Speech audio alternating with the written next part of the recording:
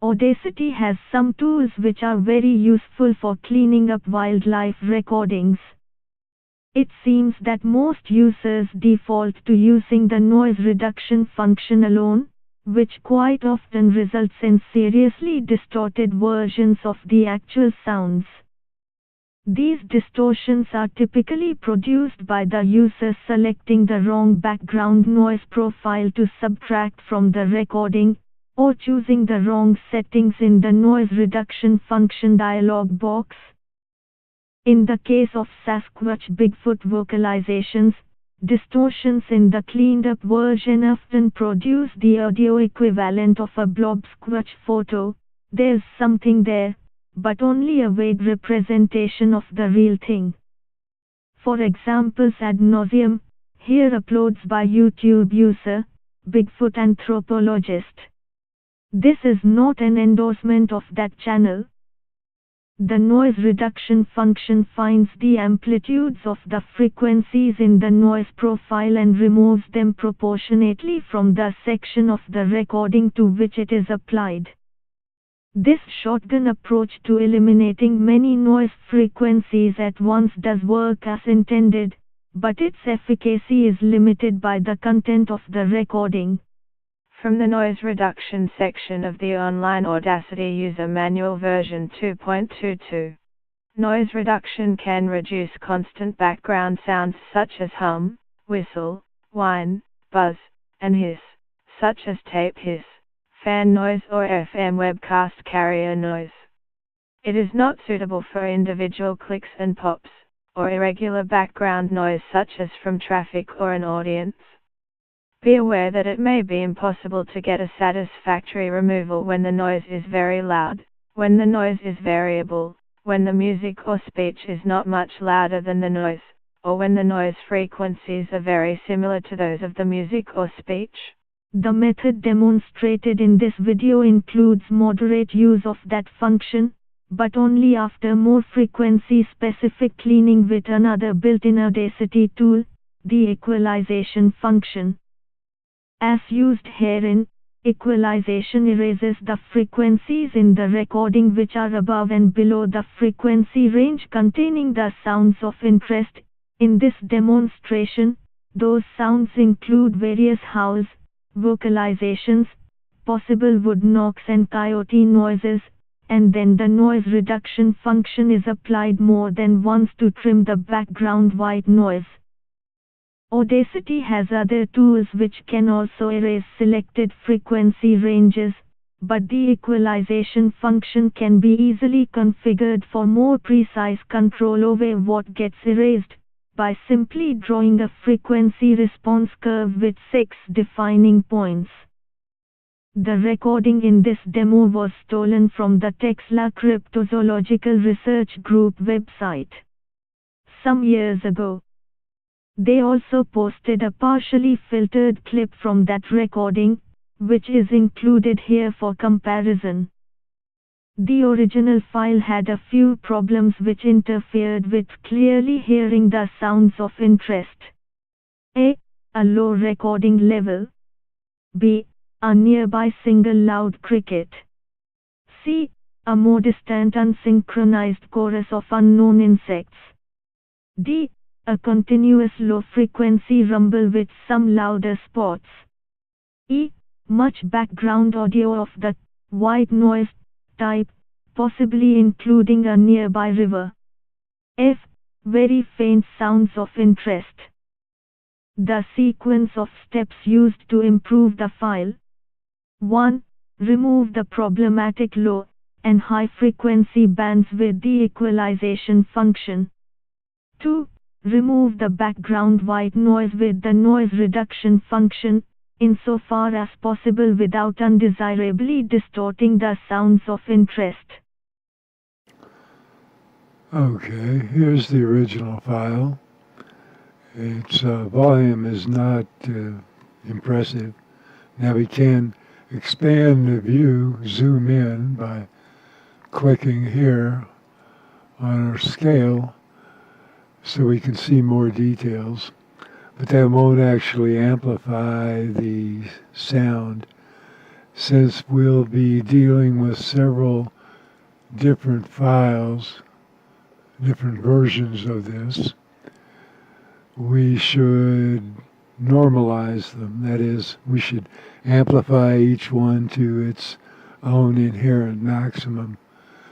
And we do that by selecting the track, going to Effect, Amplify, and it already has calculated the maximum amplification that it can give without clipping the waveform.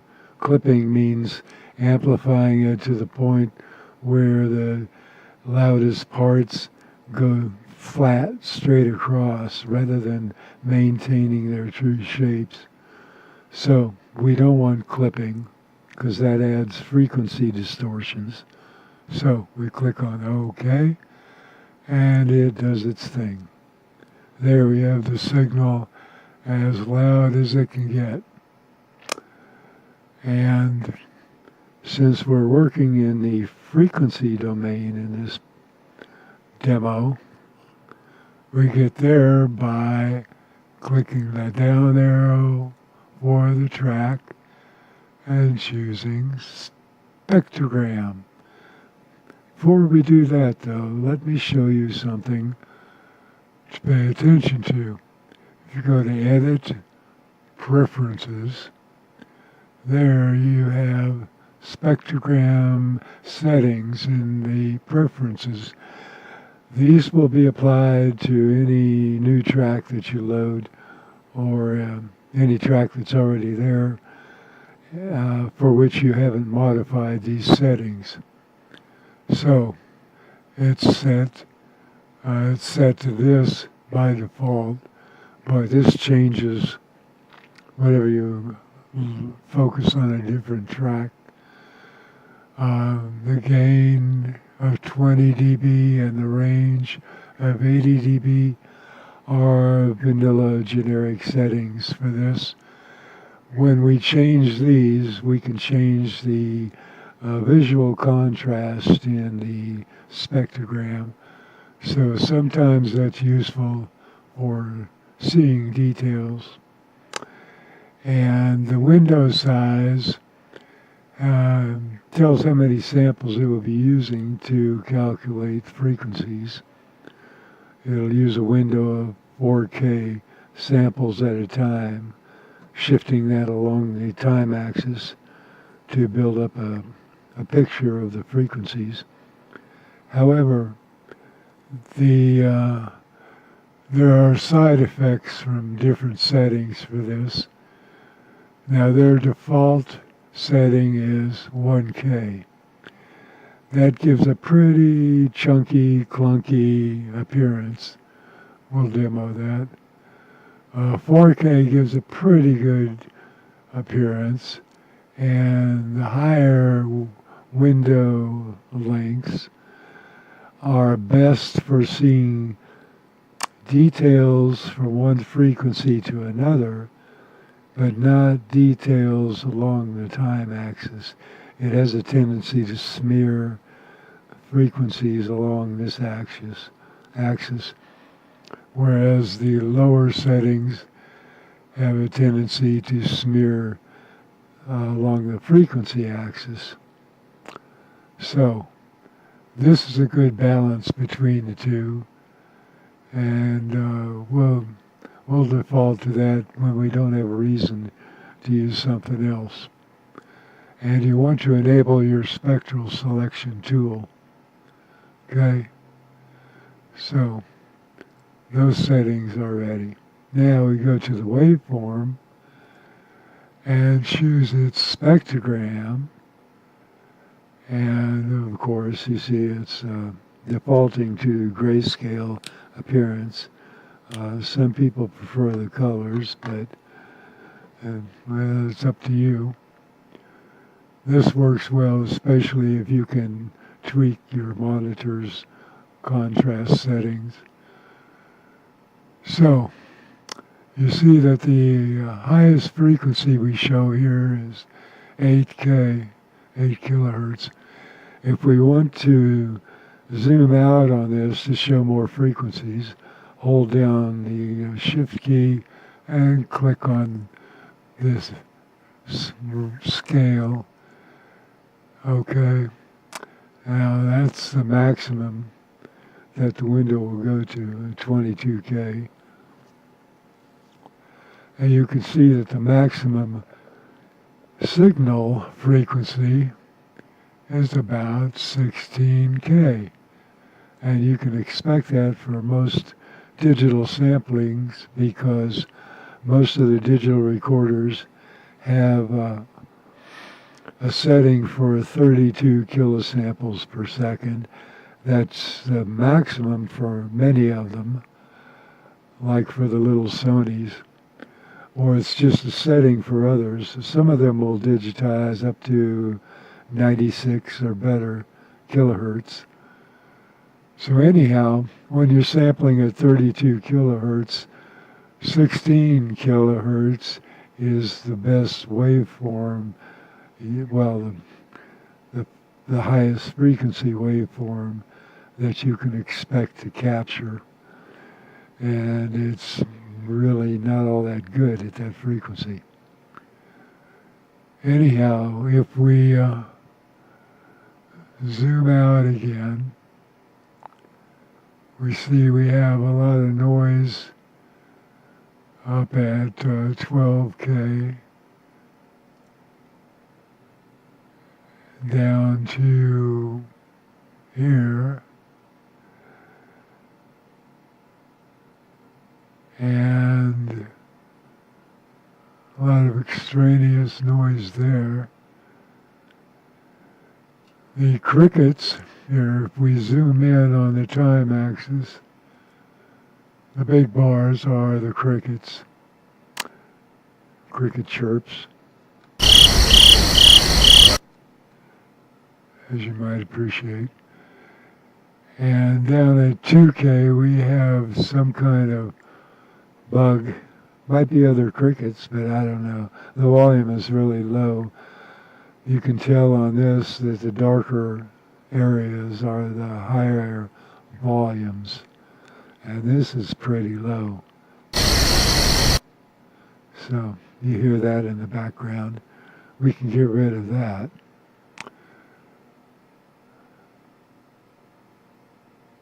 You see that the crickets are around 3.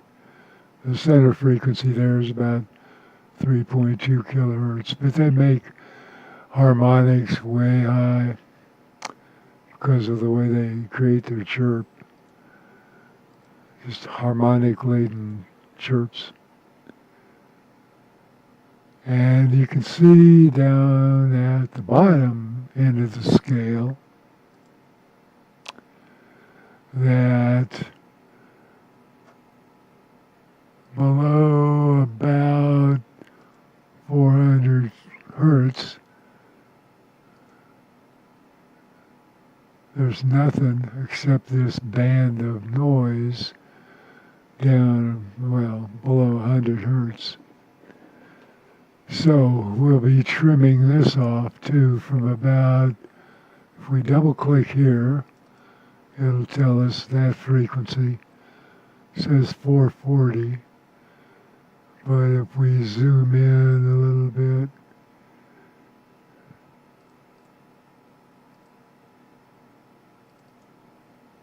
we can see 420 is closer. So we'll be trimming off 420 and below. And more importantly, because there's where more of the noise is,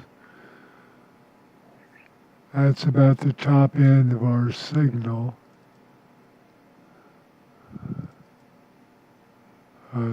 Region of interest in the frequency band. That's the area of the coyote noise. So we'll call that 1850 for the top end. So our band of interest is 420 to 1850 to try to give us a cleaner signal. So, before we process that, I want to show you the filtered version of a section of this file that they posted to their website right here. If we click on solo, it'll be the only thing playing.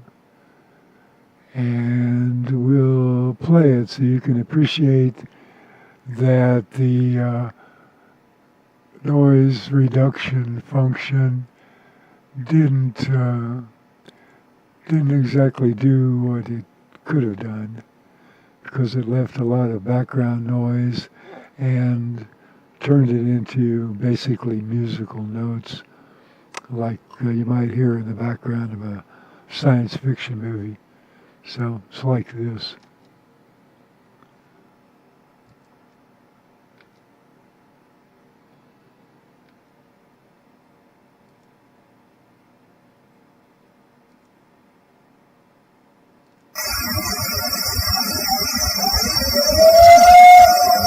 That was the first howl. You can see that first howl in the spectrum up here.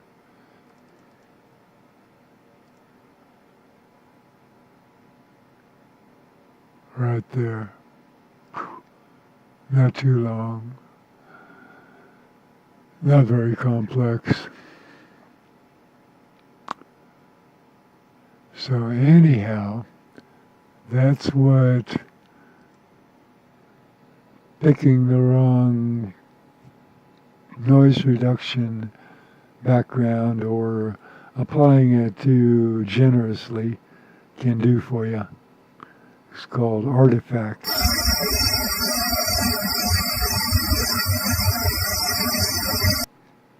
Yeah, you can use that in a science fiction movie. Anyhow, the procedure we're going to go through will end up with a waveform kind of like this one. I left this first few seconds of the original file so you have a comparison of volumes that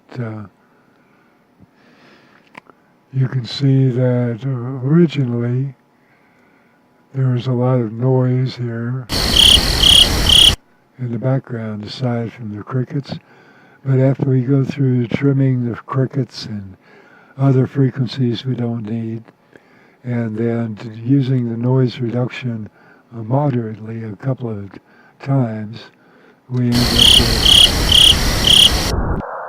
this.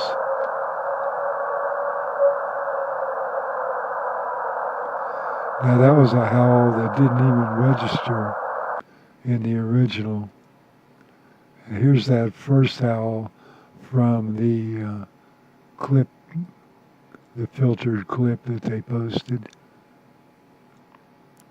See what that sounds like. In fact, we'll compare the two.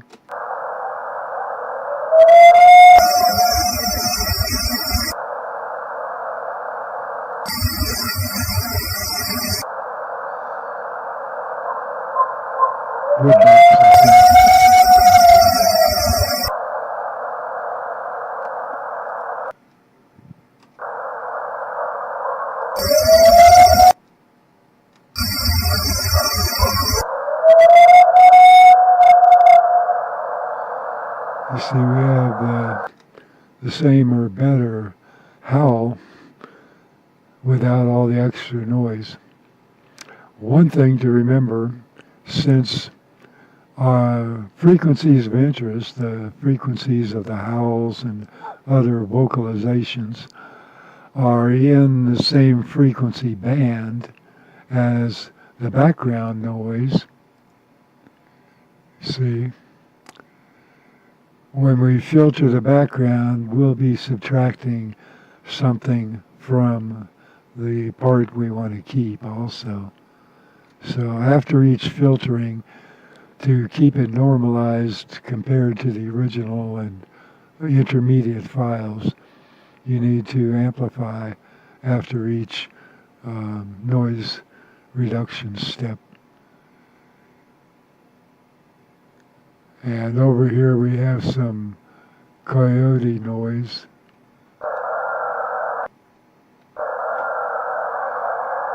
They get pretty raucous.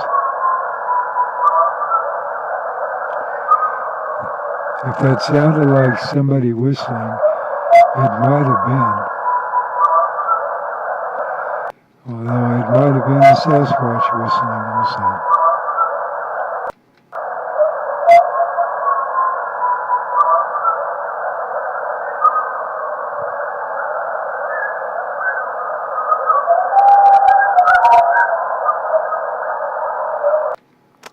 Hard to tell.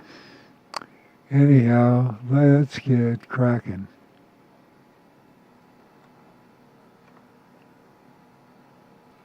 And by the way, since we are dealing with spectrums, thought you might like to see what the spectrum of this file looks like.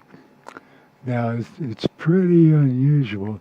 Looks like they didn't use the equalization function to trim out the frequencies they didn't want.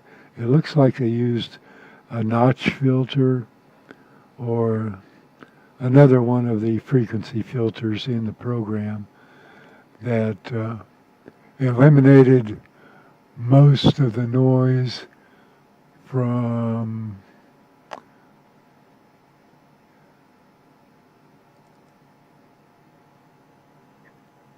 about 2.5K, 2.6K. Most of that noise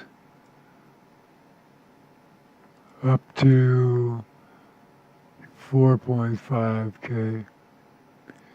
But see, they left that 2 kilohertz frequency, and you can see that some artifacts were added. These lines of frequencies are the musical noises that you hear during the playback.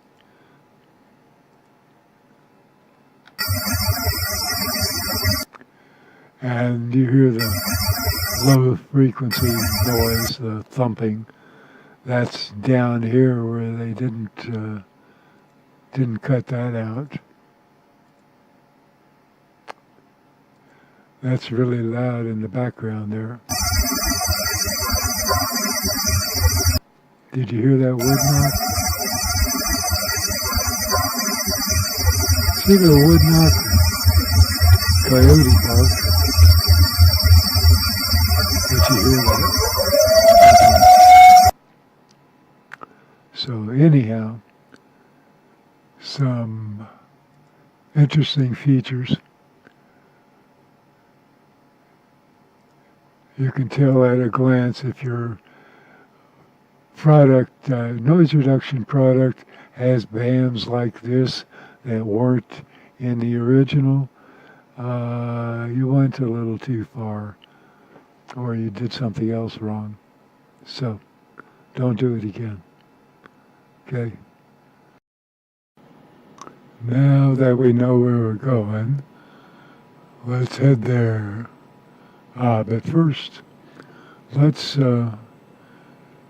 take a side path along the way. The equalization function down here is what we'll be using.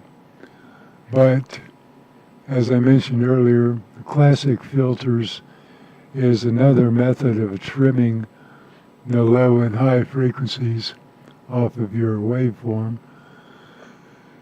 The problem is that, as you can see, the cutoff is not all that sharp, and we have this set to the sharpest. There's the least sharp. So if we set this to sharpest and set a low pass for, say, 1850 that we determined earlier,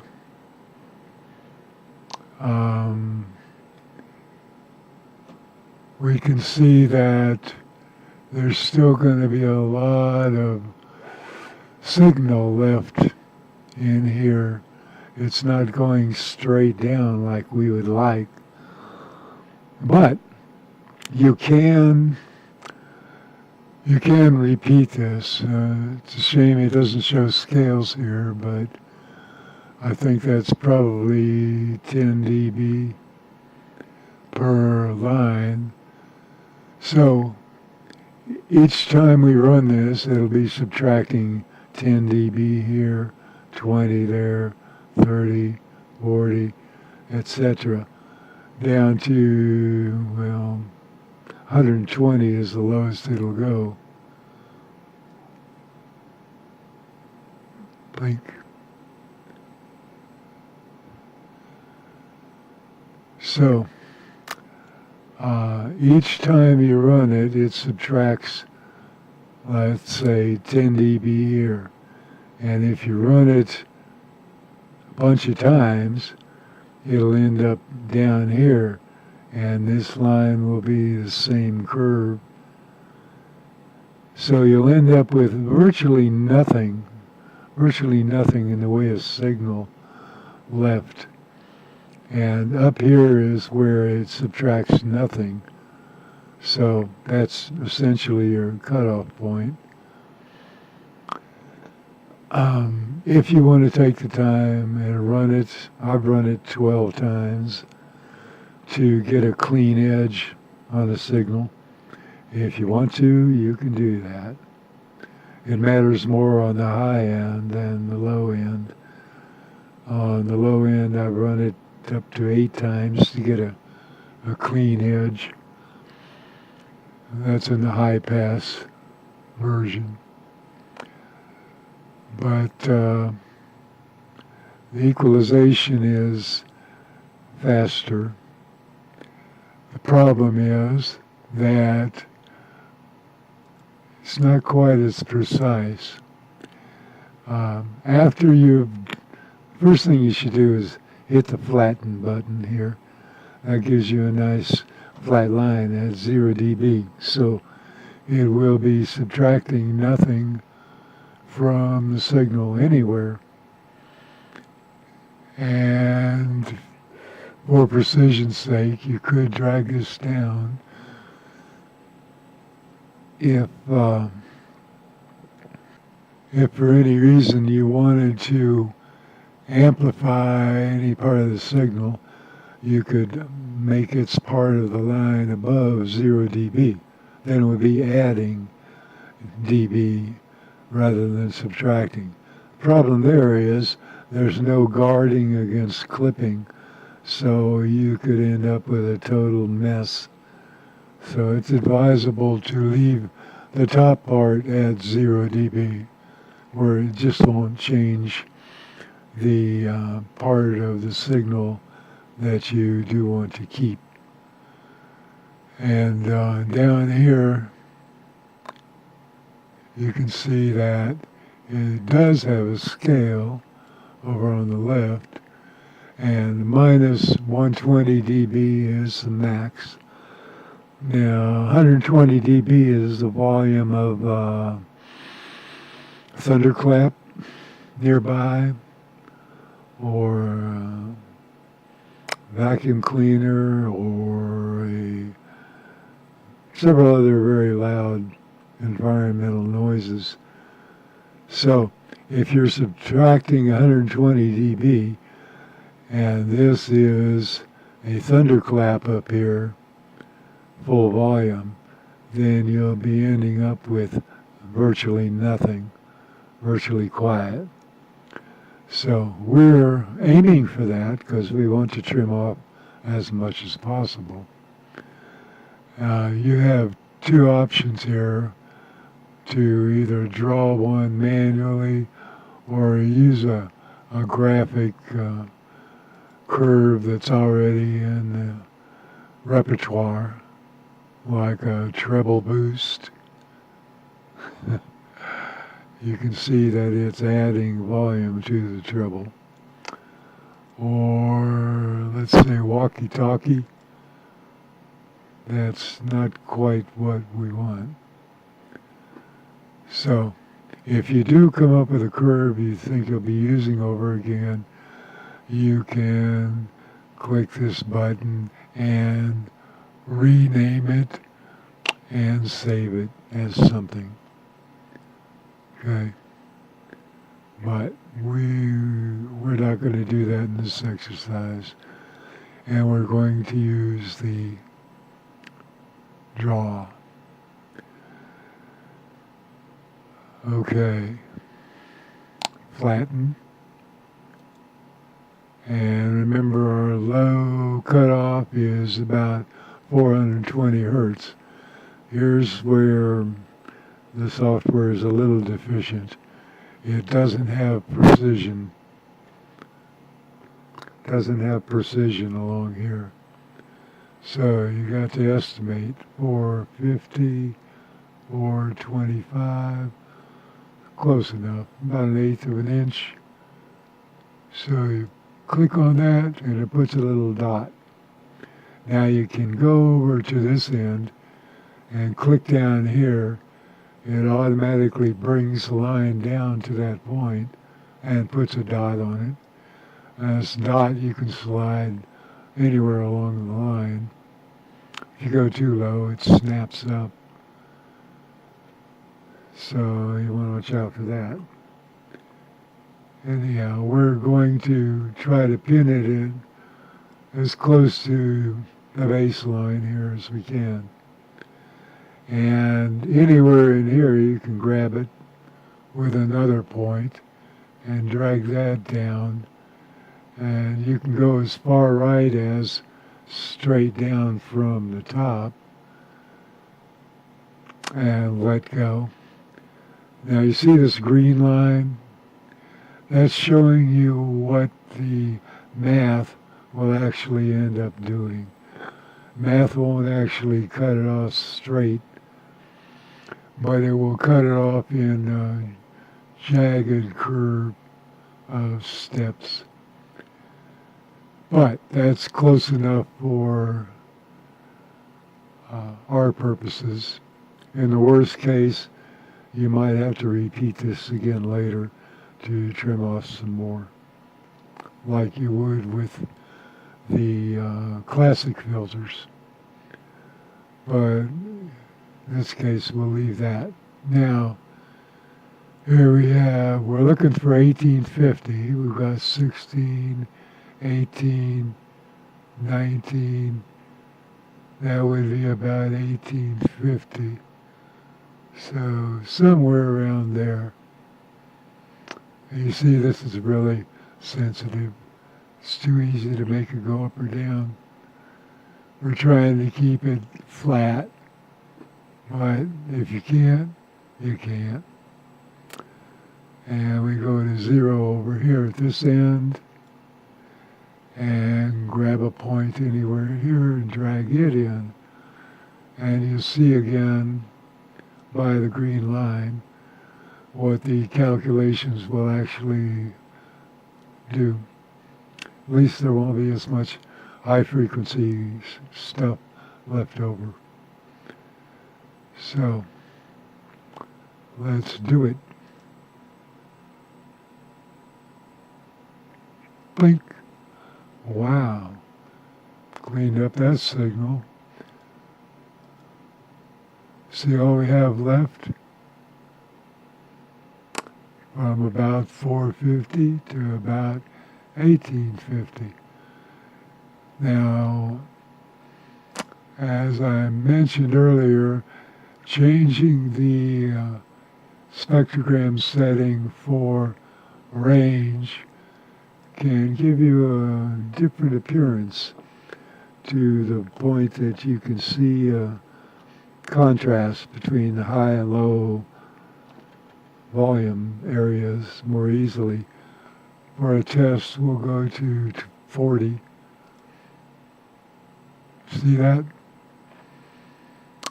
Okay, but that's not real. That's just modifying the visual representation of what's really there. Problem with this is, since very low volume stuff is being rendered the same as the background, it would be easy to not see that which might be noise that you'd want to get rid of. So leaving this at 80 is a good ballpark. You could go down to 100 or 120 and it'll show you parts of the signal that you'll be wanting to get rid of also. But for now, we'll leave it like that. Okay. Now, if we look at the waveform, we can see that its volume, the amplitude volume has been reduced considerably since we took so much out of it, taking those other frequencies out. So let's amplify it. Effect, amplify only by 11. And just as a test, let's play that.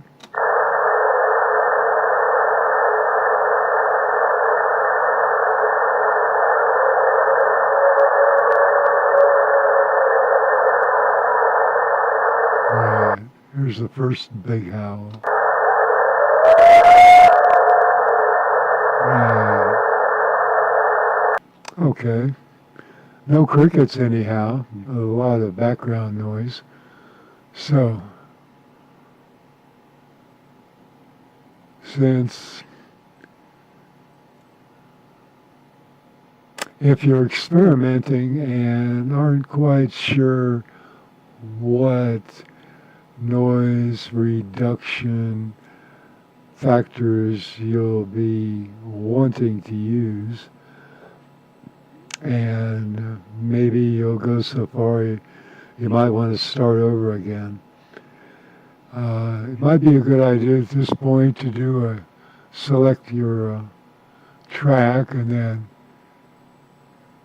duplicate, so you can save this as your original equalized version, and you can fiddle around with this one in the noise reduction domain.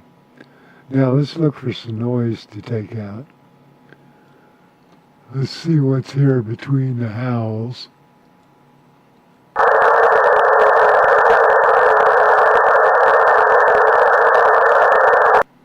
You know, that sounds like that might be useful. We don't need all of it, though.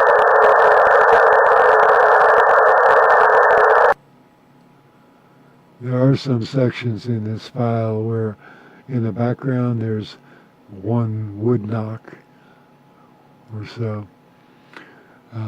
You'd want to try to avoid using that as your reference, your noise profile.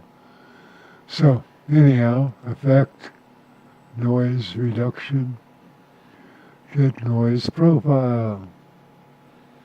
Now we select the whole track and we'll back out.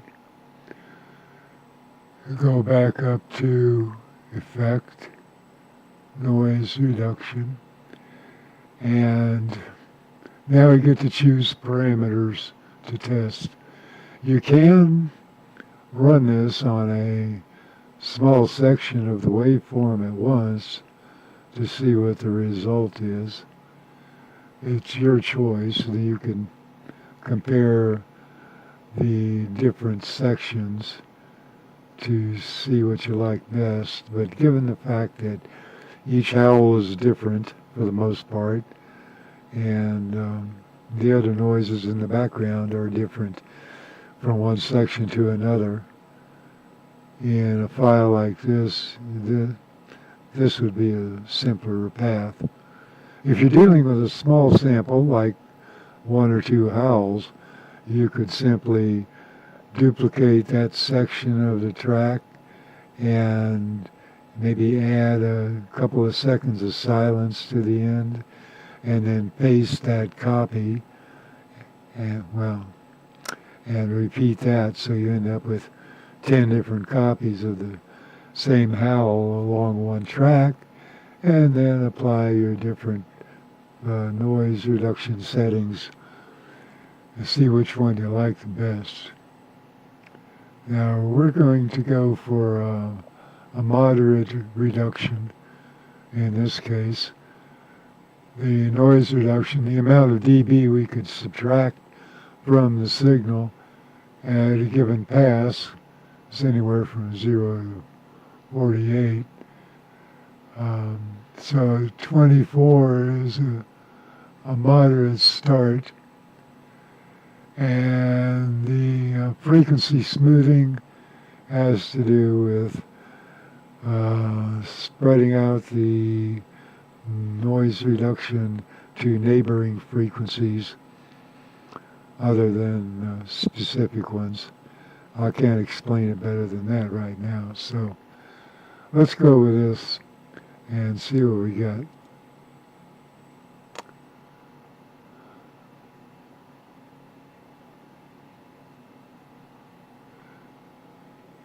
See, if we take out too much, well, some cases if you go for like 48 or 36 dB, this will look virtually flat.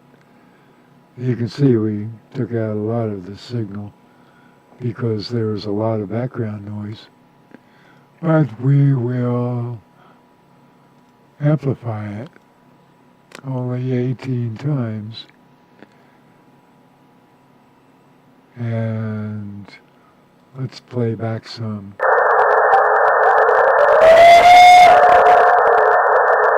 Alright, that's pretty loud howl. That sounded like wood knocks to me. Or coyote barks.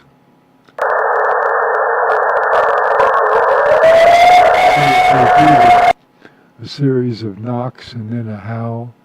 Sounds like the same howler. So I wonder if he's doing the knocking and the howling, or if he's howling in response to somebody else knocking. Lots of things to think about there. And there it is.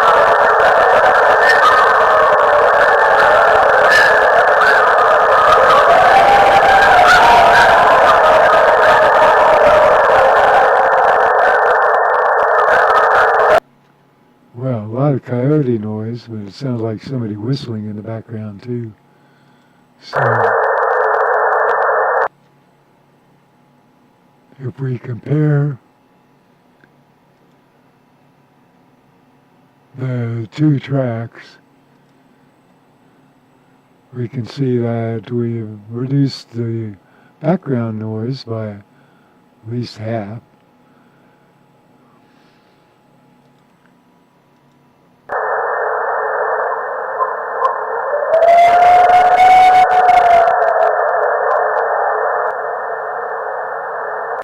So that moderate filter didn't seriously distort the howls. So we can try doing that again.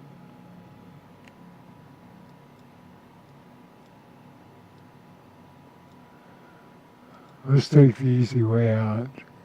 Let's duplicate that.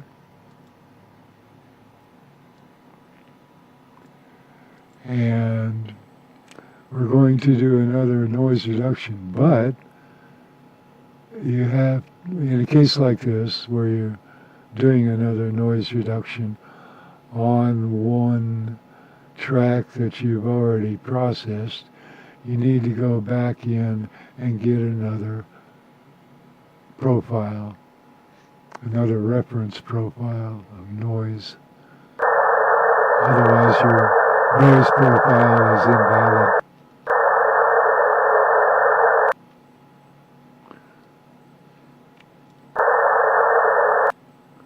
That sounds valid. We'll try it. Okay. Show the whole thing. Now effect, noise reduction. And since we took out a lot last time. Let's take out a little bit less this time. Let's go down to could go down to 12, but we'll try 16. See how that ends up. Remember, if we get rid of too much signal, it ends up sounding kind of fake, like musical notes.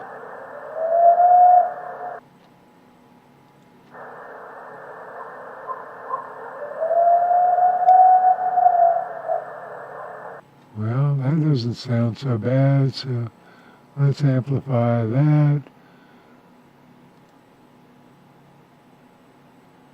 Now you see that our amplification is limited by this part, which is part of the coyote howl. If you want to get these louder and you don't care about this section,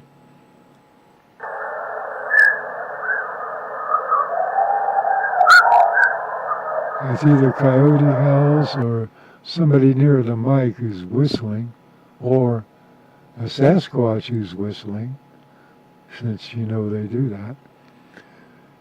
Anyhow, if you like this well enough to keep it, save a copy of this as it is.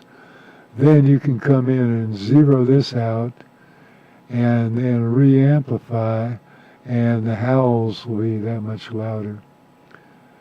But right now, for comparison's sake, let's toggle between this one and the previous one. See which one sounds better.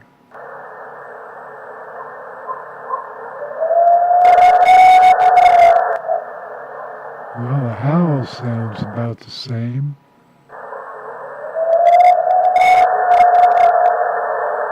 Except we have a lot less noise.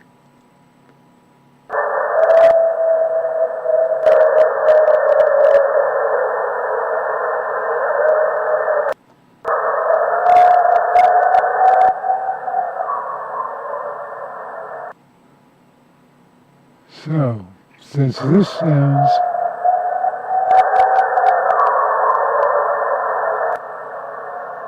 remember that we can get this a lot louder if we just eliminate this part that limits our amplification. Or contrary-wise, you can check that box to allow clipping and amplify it another 6 dB or 10 or whatever, but this will go up to a square wave, a square section, and it won't sound good anyhow, so you might as well get rid of it to begin with. Anyhow, I think we reached a good result with this one, and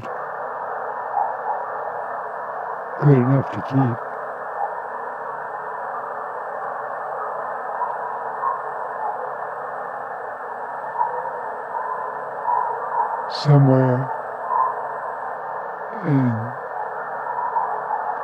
Somewhere in this part of the waveform, it sounds like there's a human voice in the background. I'll let you find it if you want to.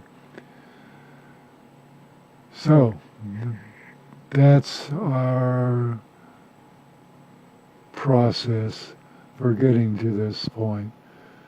Remember, get rid of the crickets and other frequencies that we're not interested in, and then start your noise reduction routine. Some examples of using this process on other files are following next. Hope you enjoy them. For this example, we are using a clip from a file, a YouTube video named using Audacity for wildlife audio research, which actually inspired me to find this better way of doing things. A link to that video is in the description. So, their situation was a recording containing a lot of crickets, and there's in this clip there's one coyote howl and a kind of a strange whistle overlaid on that toward the end. Here.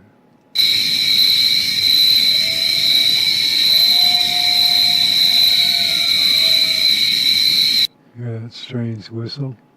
Anyhow, after equalization, actually in this case I used the classic filters in high pass and low pass, but its cutoff was not as sharp as equalization, so I actually had to repeat the low pass to cut off the high frequencies 12 different times in a row. But it did a pretty good job.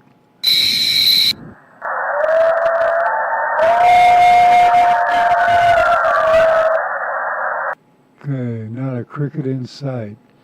And then after some moderate noise reduction,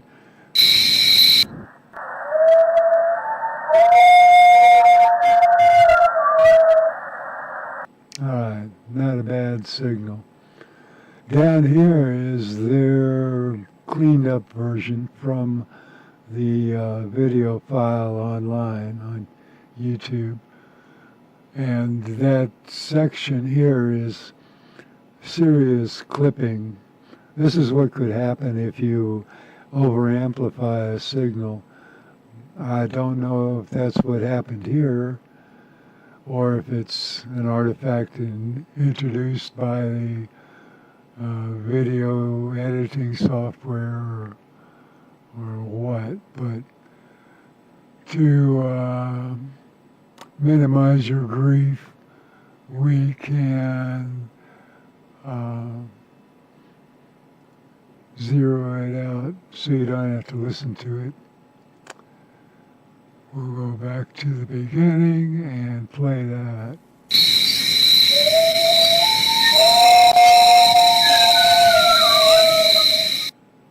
So you still got a lot of crickets. They kind of interfere with your appreciation of the sound. But we still have that whistle too. And if you look at the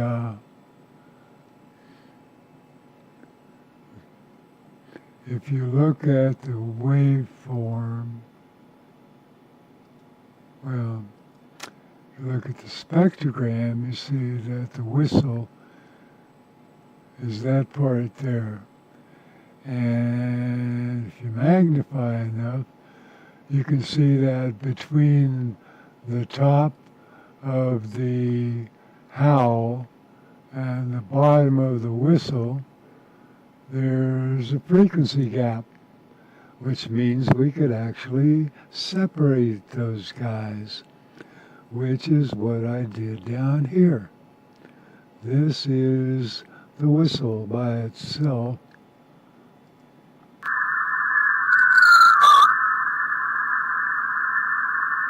With a little noise removal on top of it. And this is the howl by itself.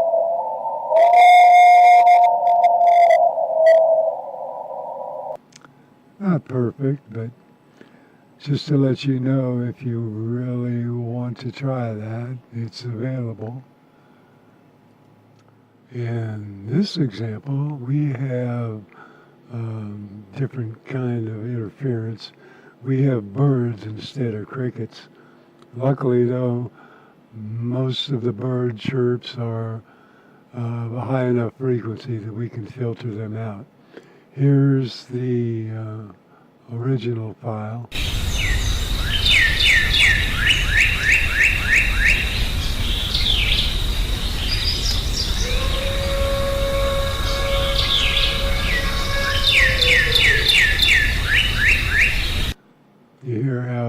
bird chirp overrides the howl near the end. Well, after equalization, to get rid of some of the birds, sounds like this.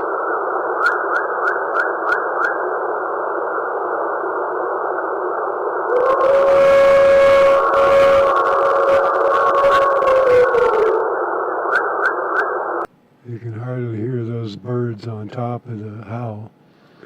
And after a little more noise reduction, it sounds like this.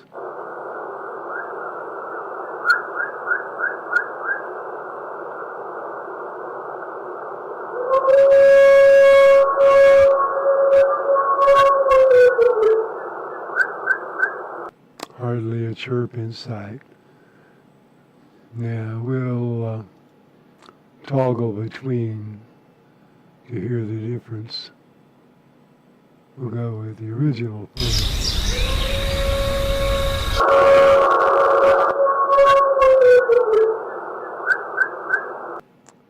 In this example, we have sounds like a very large rooster in the beginning with some extra sound overlaid on that.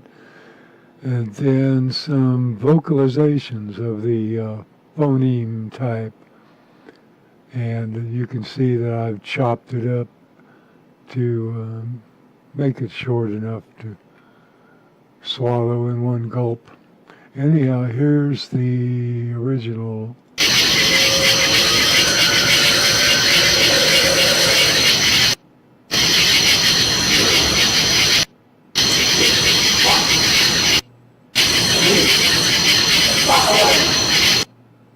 Okay, not so bad, but the crickets are a bother. So here it is after some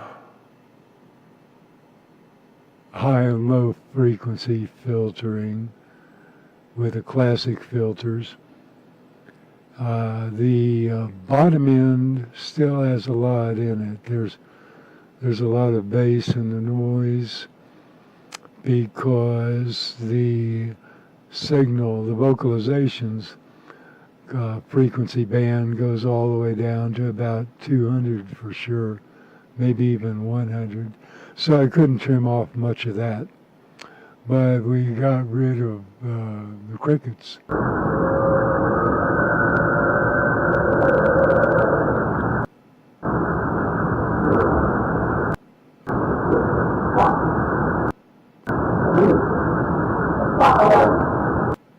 Well, most of the crickets.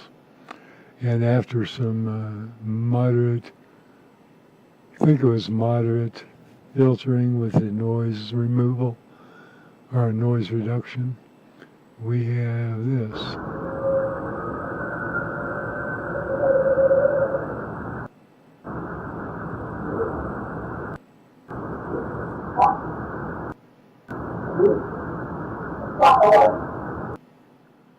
This example is a rather famous clip called the Ohio Howl.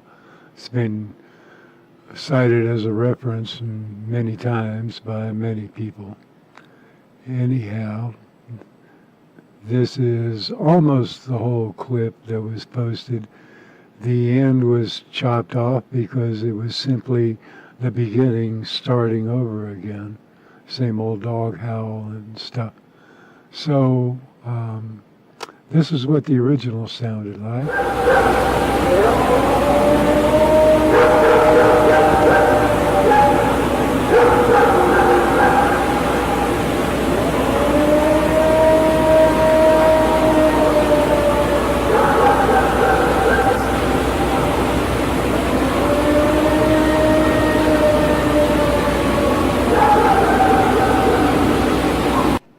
Not too bad, but some background noise like air and water and the dog. Unfortunately, we can't filter the dogs out unless they're barking at a really high frequency, like chihuahuas maybe.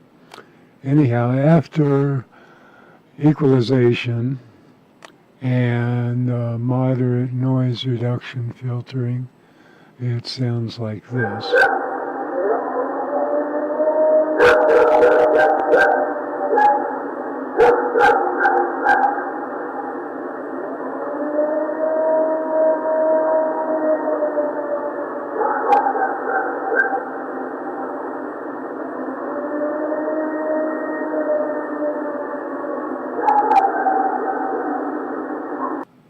It does sound like a river running in the background.